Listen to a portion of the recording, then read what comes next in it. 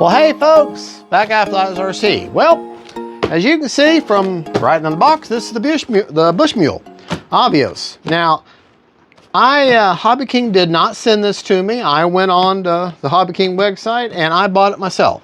Now, had I asked Hobby King to send this to me, I'm sure they would have. They blessed me with dozens of their planes.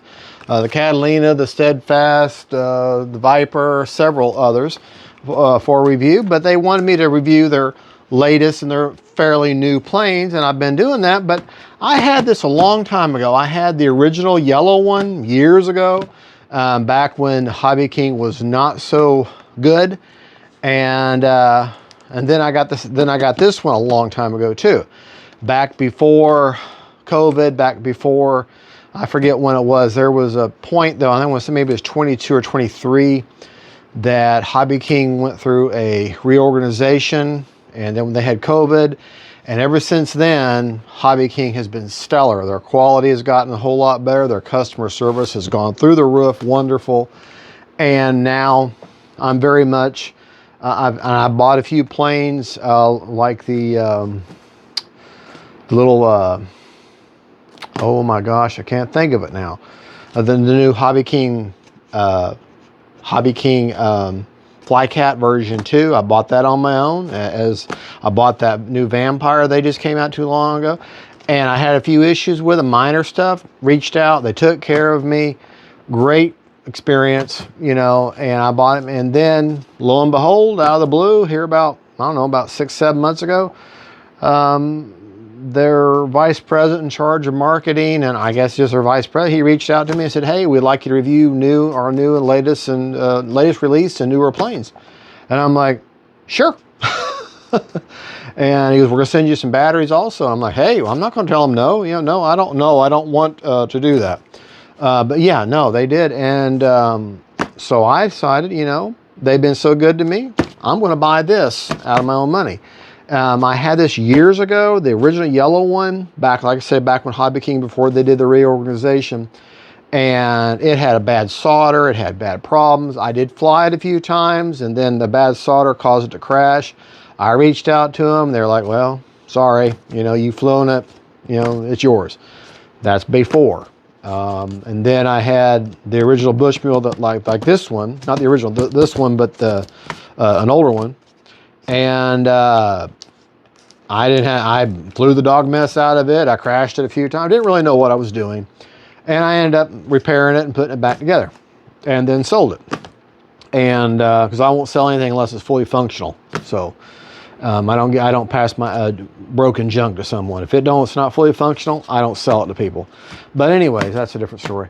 So I wasn't really ready for it, but I missed it. And now that I consider my skills to be, you know, better, I said, I want that thing again. Well, it came back in stock. Now, folks, you got to remember something about Hobby King.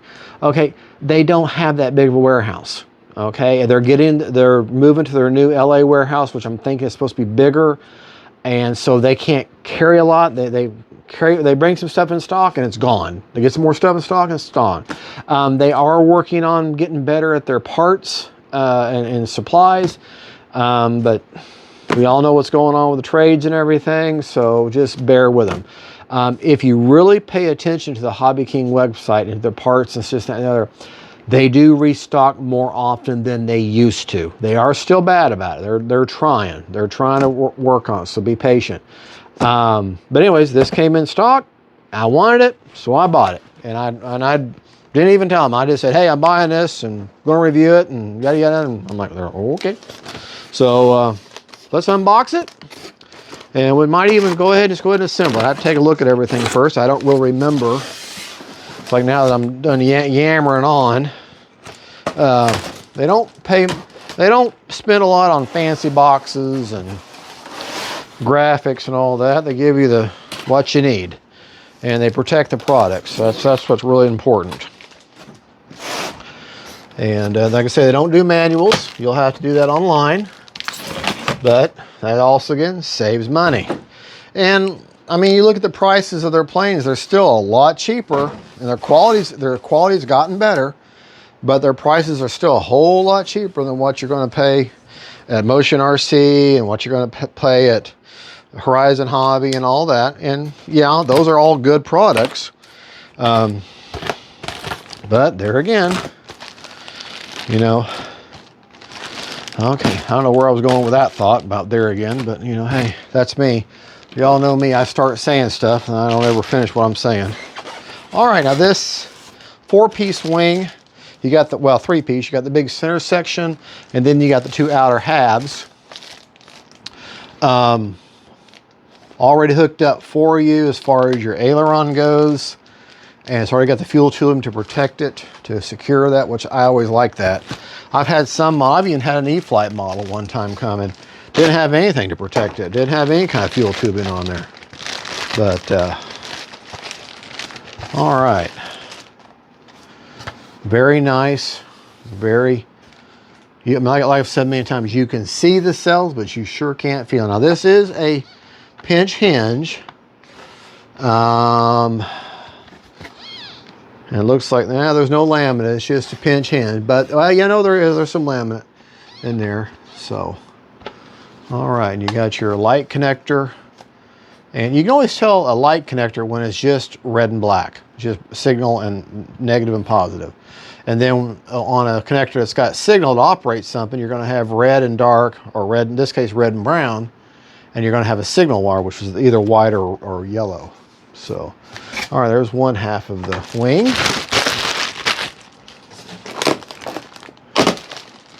Let's get the center section out. Okay. Oh, and just so you know, if you get the AVIOS King Twin, the Bush Mule here, the PBY, the flying boat, the AVIOS flying boat, the Albatross, all those props are all interchangeable with each other. All right, we got nice slotted flaps. That way the wind will go right through there. And you're going to drop these down like barn doors. Okay. Already hooked up, which is a huge time saver. Okay. And I like the fact that we got threaded. Now we just slide the props on. You see those octagon shape, that prop's going to fit right on there. You're going to put the prop or the nut on there, lock that in place, and it's not going to go anywhere. Alrighty, very, very simple.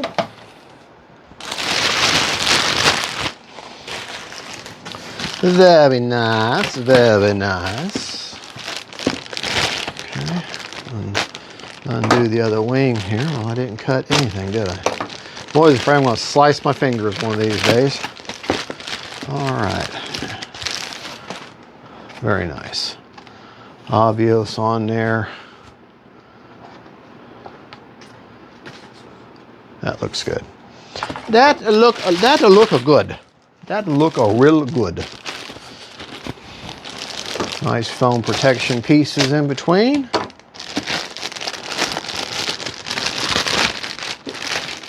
Whoa, getting rambunctious here. Now, I did not get the floats. I have no intention of flying this off water. This is going to be a bush plane. It is the Bush Mule, after all. Okay. Big old elevator. Huge elevator. There again, that is a pinch hinge, but it's a good hinge. It's a quality hinge. All right. Make sure you always work those hinges. I like the way this decal is on there. It's very, very shiny. Shiny. Very shiny. All right, and then we got the vertical, my knife's getting dull. The vertical stabilizer, otherwise known as the rudder, with the Bush Mule on the side. Okay. And I like the way that passes through there and secures your control arm. Okay. All right, that's just going to key in, and they're going to have 2 screws going to hold that in place. All right, now these are like little, these just dress up the landing gears, what those do.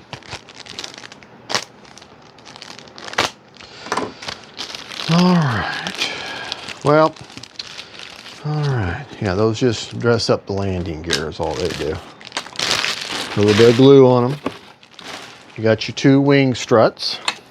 Okay.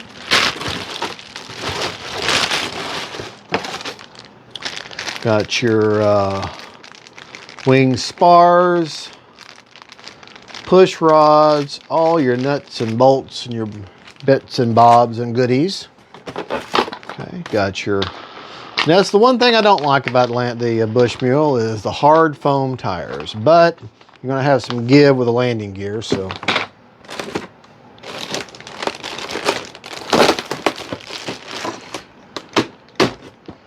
And of course, the props.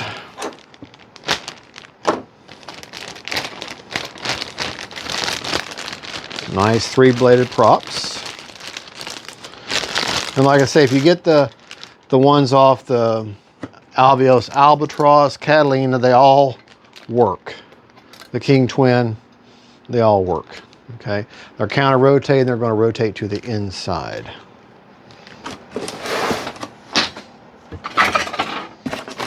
All right. And you got some optional parts here.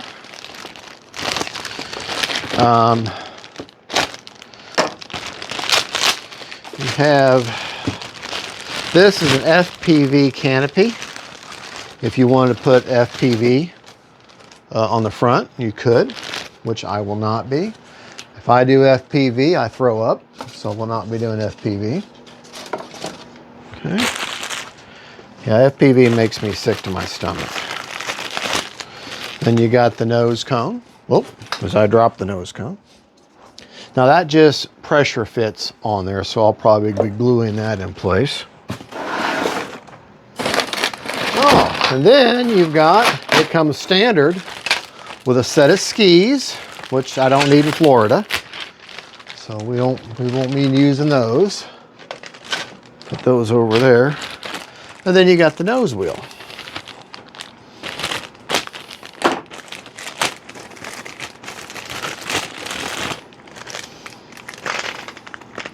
And if you can, if you want to change, just unscrew that. If you want to change this wheel out, unscrew that, slide it off, put a new one on there.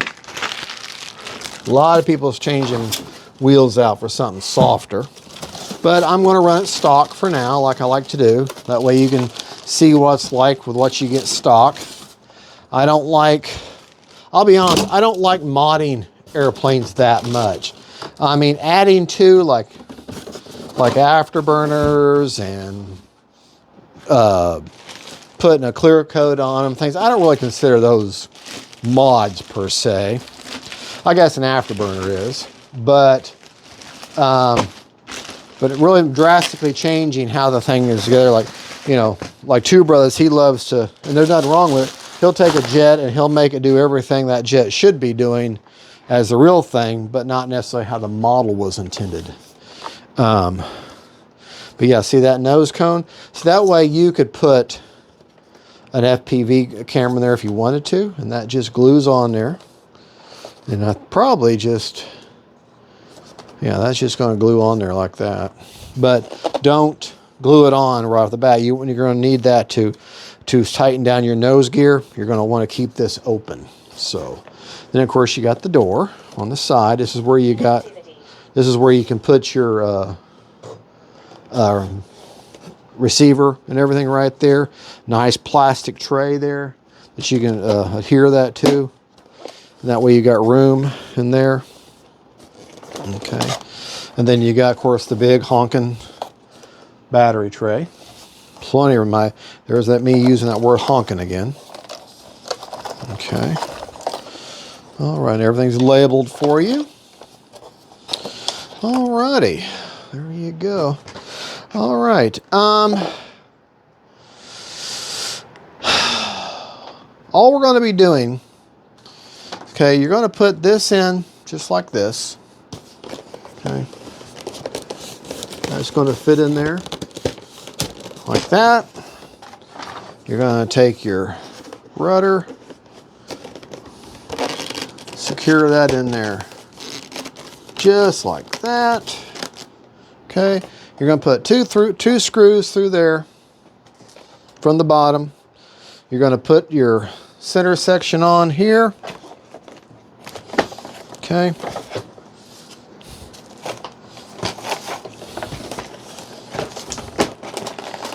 screw them down, you put your 2 wings in, there's 2 bolts that go in there, put your wing spars in, and that's pretty much it. Then the gear go in from the bottom. And it's actually a very simple build. There's dozens of videos on it, so I don't think I'm going to go ahead and do it. I just want to show you everything that comes in the box. And I'm going to go ahead and get everything together. And if I come up with something that I've noticed different, then I'll go over that. We'll do a post-unboxing, post-build. We'll just add that onto this video here. All right, so just stay tuned. We'll come back and put her together, and we'll be right back. And if I find anything you need to look out for, I'll let you know. Well, hey, folks, Fat Guy Flies RC. All right, we got the AVIOS Bushmule View version 2 all put together. And let's go. Throttle cut is on. Let me go over a few things you're going to need to look out for when putting it together. Now, it's going to tell you to put 2, I think it's 40 millimeter screws that hold in the vertical and horizontal stabilizer. However, one was 40 and one was 20. Okay, that's what came in my kit. Use the shorter screw in the rear, okay, here, and use the longer screw towards the front, all right? And they'll fit just fine.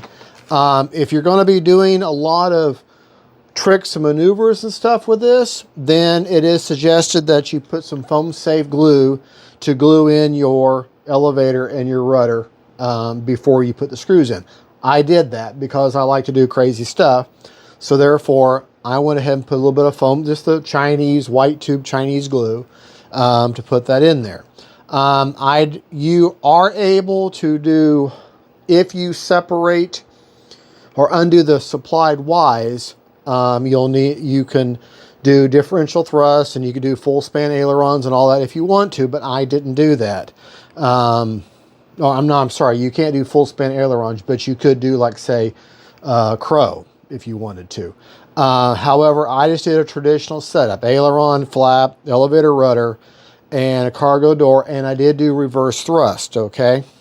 Now, I've installed a 7-channel Lemon RX, okay, stabilized receiver, because I wanted to just do a regular setup, and I'll be honest, I didn't want to put a 10-channel receiver into this plane.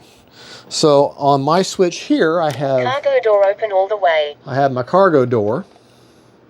Cargo door and I don't open have all the it going all the way down, because if you allow, it's 100% of the travel, okay, on that servo, it's going to drag the ground. It actually pushes on the ground. Well, that's going to damage that servo. So you want to go in there into your travel and reduce that to about 80, to where it only comes down to about 80. Now my flaps, I'm going to be going back to using flight modes, okay, because they're just so much simpler. So I have this set up to be on a flight mode, but I won't know. Eventually I'll do another video on how to do flight modes, but if not, if you want, go to John VC. He does a great, I'll put a link to his video on how to do flight modes. It's very, very simple. Or BD Tennessee does a great on flapped elevator mix flight modes. I'm going to go back to using because it is so much simpler. But it's very hard to explain to someone what that is. So I will be using a flat mode, so I will not be able to tell you what a mix is because it's going to be on a flight mode. I have my ailerons and elevators all set to 100% throws, 30% expo, except for the rudder I have at 50% expo for the help with the steering. Another thing you're going to have to look out for is before you glue on your nose cone, which you'll have to glue it on because it's only pressure fitted on there, okay? You're going to want to attach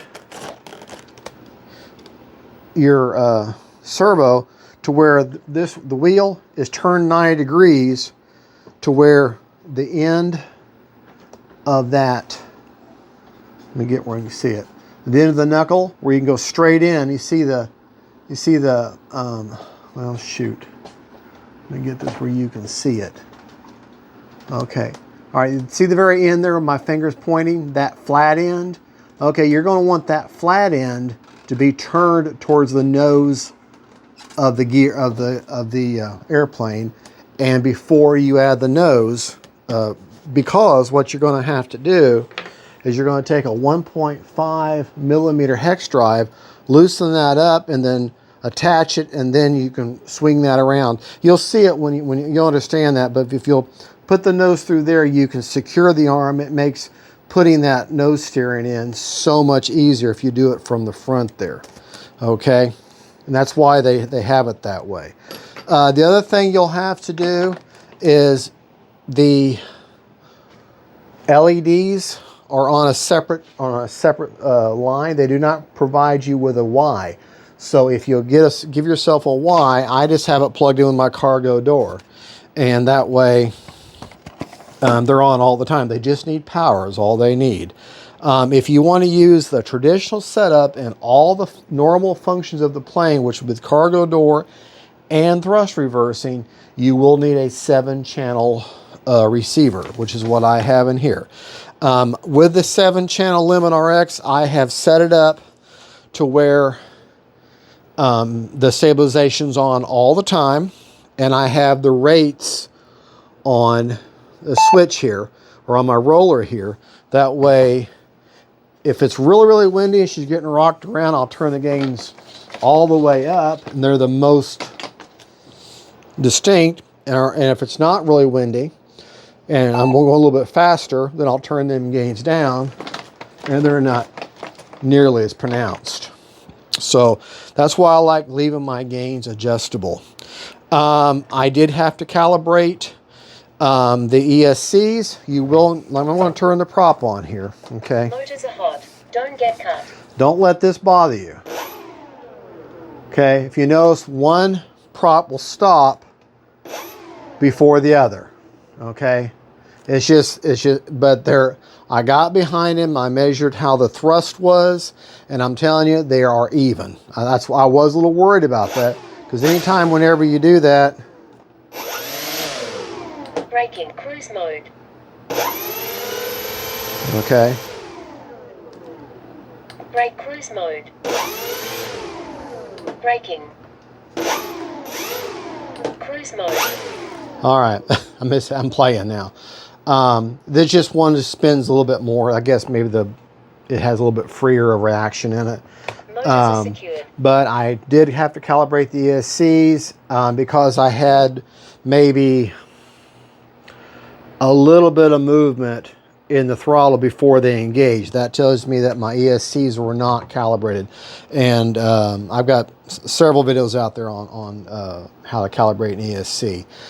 Props were perfectly balanced. I turned them sideways. There's no vibration in them whatsoever. They do just key on. They have a little octagon shape. They're just pressure fitted on there. In other words, they just slide on there. They turn inwards, and the nut tightens them up on the octagon shape. There's an octagon shape on the back of the prop, so it slides up on there.